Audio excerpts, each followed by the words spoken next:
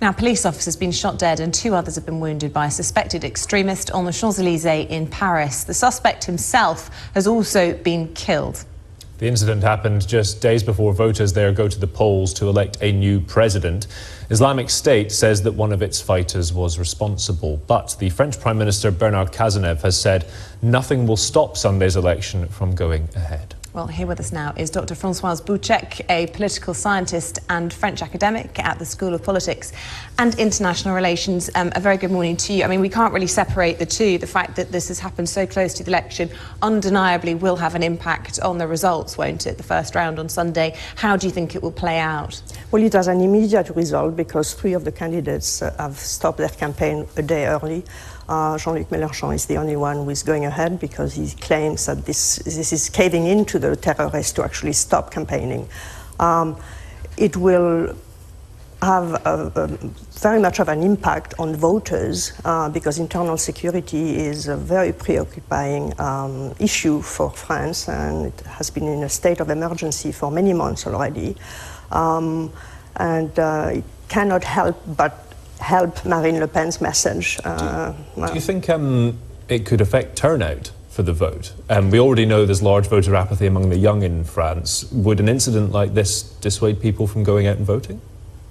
It's funny you should mention that, because that came to my mind first thing this morning, because I'm going to vote at the Wembley Park place, the polling station on Sunday, and that entered my mind.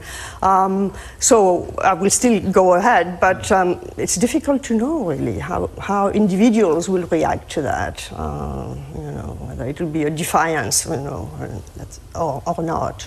And Francoise, in terms of the attack last night, it actually happened whilst all 11 candidates were in the middle of a televised debate, which apparently the Electoral Commission weren't very keen on them hosting anyway, because it was so close to the actual vote, and they had to suspend it halfway through, and that's not going to be rerun. Do you think that many of the candidates will feel like they haven't had their chance to give their message because of what happened? Well, the program did go ahead. They did mention, they interrupted at one point to mention the event, but the program finished. Okay. So all 11 candidates had their say for 15 minutes and their concluding remarks. But of course, once it was announced, and it was announced while Le Pen was actually speaking about internal security, she didn't know about it. But once it was announced, all the candidates then who spoke afterwards, you know, started with this this event, of course, and it's very. Can I ask you about Marine Le Pen and also Jean-Luc Mélenchon? Their sort of increased rhetoric in the last few days. Marine Le Pen seems to have gone back to cement up her core vote. Is that going to work well for her, or is it depriving her of votes she could get? Well, yes, I mean, that raises the question of, you know, who might make the runoff.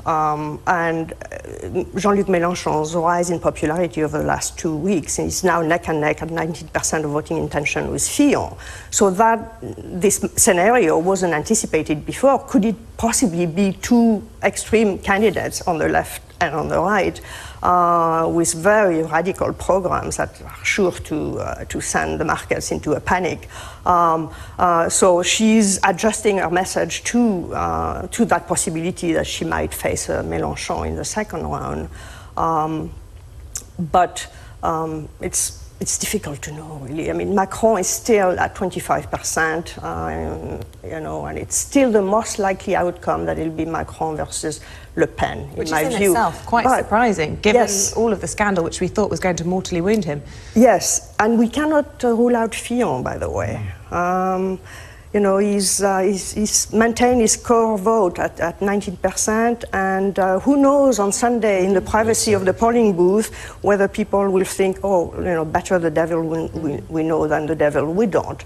And, you know, if they're thinking of their pocketbooks and their savings, you know, they might find that perhaps Fillon is a sort of more, a less risky choice, shall we say? Well, it's a horrible cliche, but it does seem as though it is all to play for on Sunday. Francoise Boucek, thanks very much indeed. Thank you.